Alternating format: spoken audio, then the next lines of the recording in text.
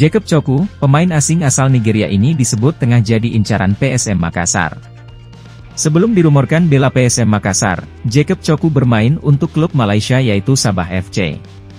Selain Sabah FC, pemain berusia 25 tahun ini juga pernah membela berbagai klub seperti Kelantan United, Suez SC, hingga FC Dila. Jacob Coku merupakan penyerang asal Nigeria yang lahir pada 16 November 1997. Pemain berusia 25 tahun ini telah bermain di berbagai kompetisi. Namun kini ia berstatus tanpa klub. Sebelum Sabah FC, ia telah membela banyak klub seperti Kelantan United, Suez SC, Cleopatra FC, FC Dila, Ramat Hasharon, hingga Beltartea Ramla.